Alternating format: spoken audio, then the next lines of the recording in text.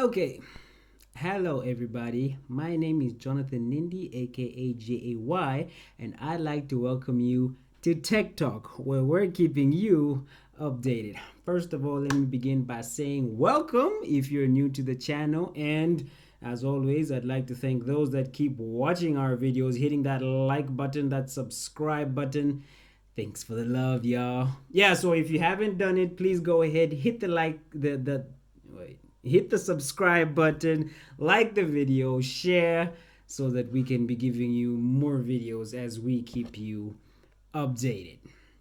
So, on today's episodes, we're doing more of a deep dive into the metaverse. So, in the previous video, we talked about what the metaverse is and what you should expect. In this video, we're basically going to do a deep dive. We're going to go into the metaverse to basically show you what you should expect when the metaverse is up and running. Join me soon.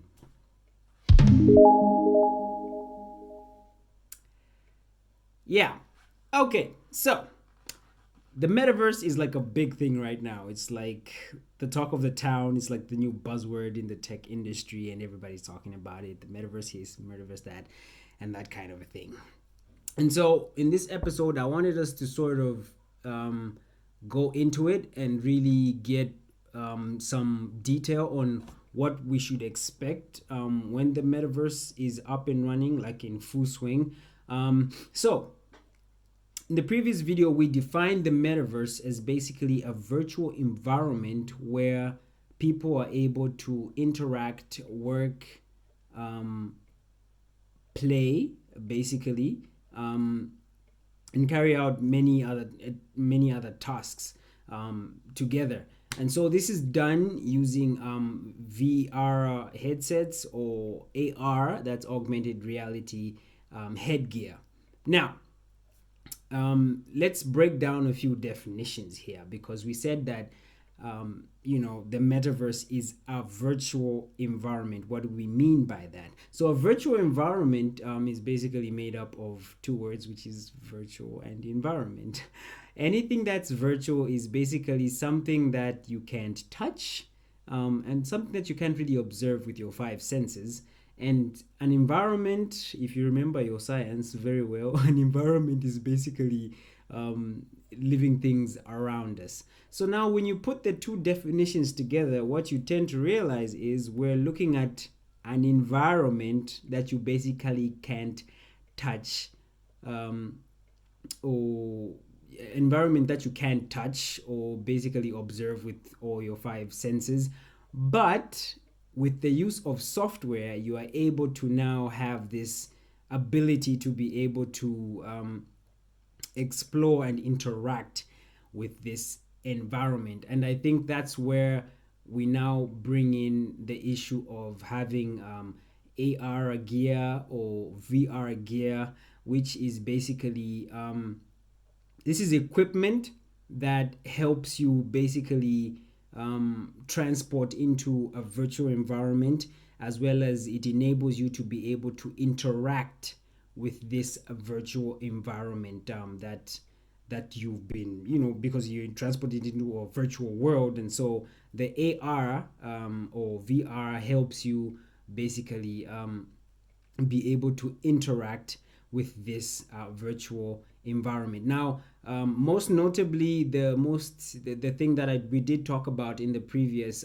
episode was Oculus.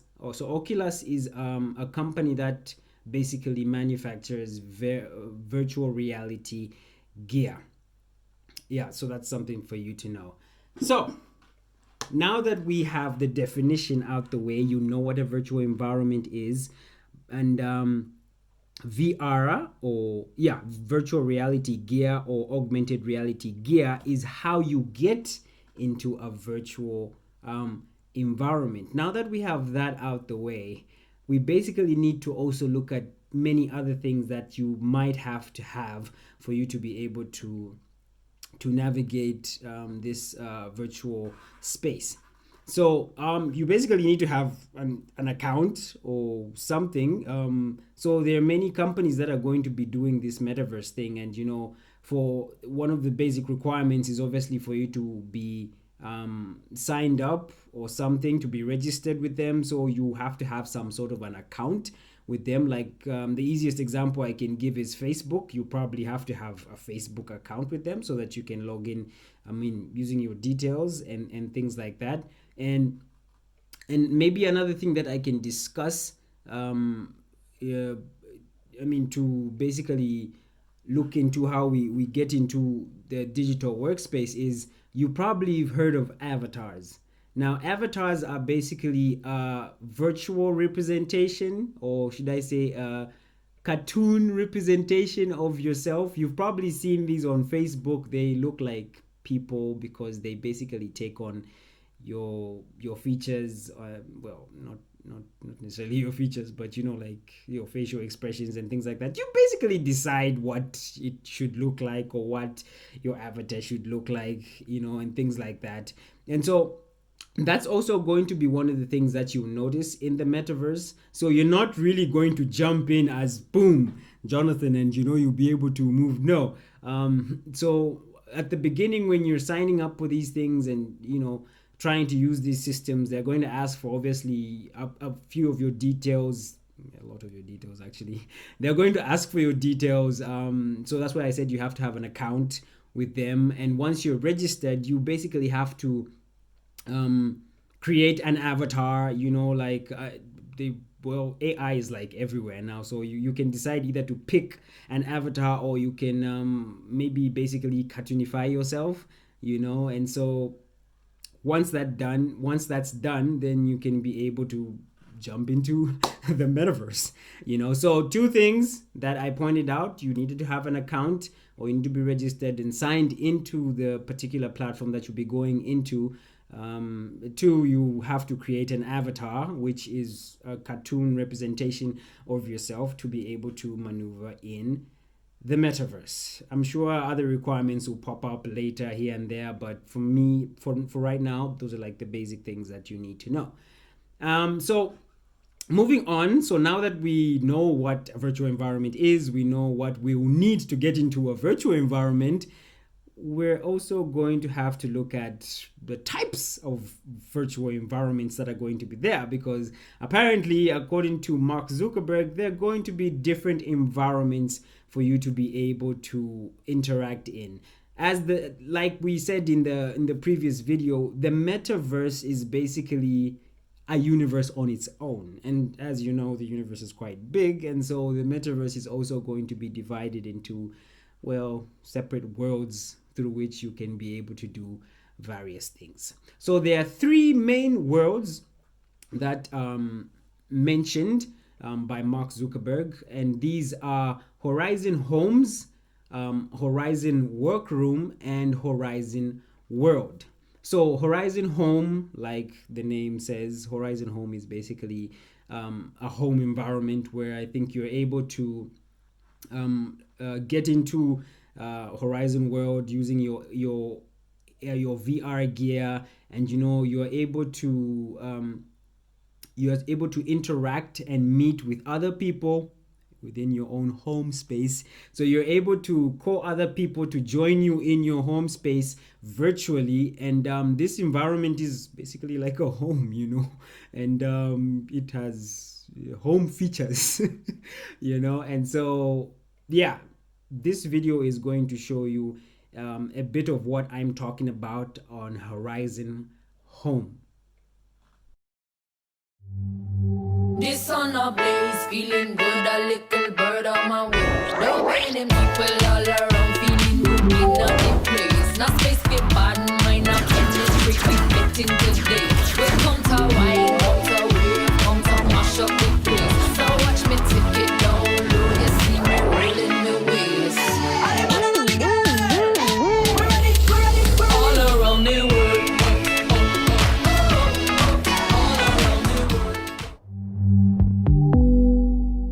That's Horizon Home, where you'll be able to meet with family members and friends within a home space. That's why it's called Horizon Home. Yeah, so the next thing we're going to talk about is Horizon Workroom. And so according to Mark Zuckerberg, looking at the way things are going with this pandemic and how we've had to sort of embrace working from home and not being in the office space, Horizon Workrooms basically sort of helps carry out that kind of strategy. So many businesses have realized that you don't really have to have people at the office all the time. In fact, they say you're actually more productive when you're not in the office. And so Horizon Workroom basically helps to try and give you a workspace where you'll be able to do basically everything else that you would do in a normal work environment. Have a look at this.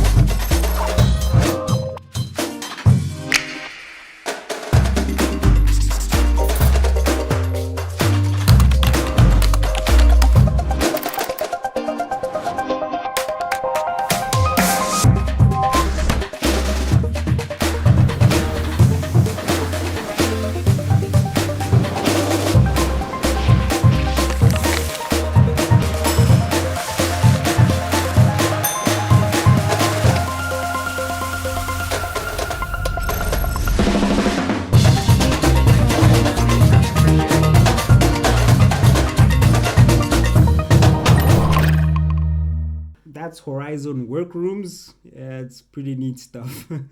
I hope you keep. I hope you've been taking note of the avatars that I was talking about, because those, what you were seeing there, those are like going to be the representations of people in such a work environment. Okay, so the last type of world we're going to talk about is called Horizon World. Now, Horizon World, like the name suggests, basically is a world. Basically, it's a more wider space. You basically be able to be in different places. You get to basically travel around, like I think it offers you a much bigger variety in terms of exploring. And I think this is what they'll also be trying to push, because so later in the year we had there were some virtual concerts that were being held in some virtual environments. So people were actually able to go to concerts, and artists were able to also perform, and things like that. And so Horizon World basically creates that kind of atmosphere where you're able to attend virtual events together with your friends, as well as go on adventures, and you're able to do so much. I think it really offers you a wider space for you to be able to explore different landscapes, different areas. And it's basically just like your physical traveling, only that there it's a virtual space, so you're able to basically go in different areas and basically explore the metaverse in its entirety, how big it is and what you can do and things like that. So that's Horizon World. Let me show you a video right now just to give you a picture of what I'm talking about.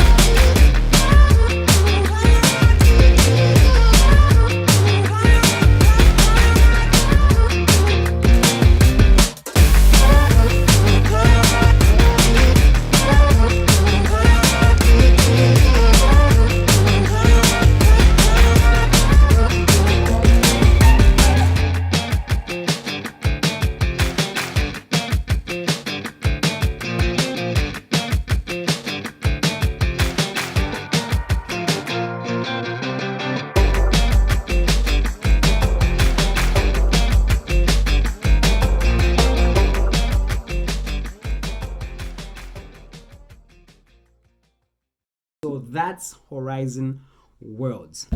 So, ladies and gentlemen, those are the three types of environments that you can expect once the metaverse is up and running. Now, obviously, there's a whole lot of stuff that you can do in the metaverse. We can't show everything here, and I think it's still something that they're still rolling out. So, as it unfolds, we'll be here to make sure you are updated. Yeah, so maybe the major thing I can talk about is what the VR gear that you've been seeing in the videos and in that was earlier talked about. So that VR gear is basically manufactured by a company called Oculus. Now, Oculus is a company that's been dealing with virtual reality for a very long time, and that's been their core business for a long time. And so when Mark Zuckerberg started thinking about the idea of what the future of the internet will be, he came across Oculus and actually looked at what they do and thought to himself, this is a good company. And for what I'm going to be planning for in terms of rolling out the next version of the internet, the future of the internet, I'm going to need something. I'm going to need somebody who's specialized in dealing with the virtual reality space. And so here's what Mark Zuckerberg did in 2014. He went and purchased Oculus for about $2 billion, if I'm not mistaken. And that's how he acquired Oculus. And so at the time that he made this purchase of $2 billion, I'm sure a lot of people were thinking, okay, this guy's spending, what's the gist here? But Mark had a vision, and he knew that for the vision that he's going to want to put out one day, he's going to need Oculus to be able to provide the technology, to provide the equipment for him to be able to basically create what we're seeing now, which is the metaverse. And so that was his strategy, and buying Oculus was just the one step that he needed to be able to bring the metaverse into something that we're seeing now.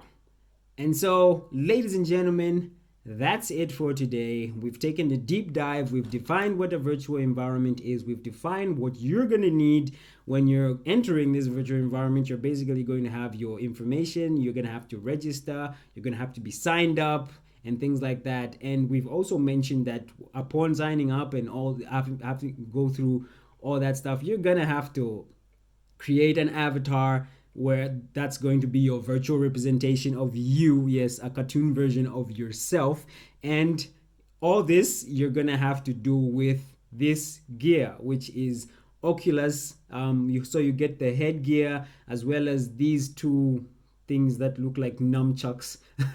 Yeah, so these you use for maneuvering around. If you've played a Wii before, you know how this stuff actually works. So yeah, the Oculus is going to be for your vision, and these two are going to be the nunchuck looking thingy is going to be for you to be able to interact and maneuver around the environment. So the three worlds that exist in the metaverse as of now is Horizon Homes, Horizon Workrooms, and Horizon World. Those are the three environments that you expect to interact with. And to top it off, we've told you that Facebook knew this was coming, and so they made a great move by buying Oculus. Oculus is basically a company that has been dealing in virtual reality. So take Oculus plus a billionaire Facebook guy, Mark Zuckerberg. Ladies and gentlemen, that's the metaverse.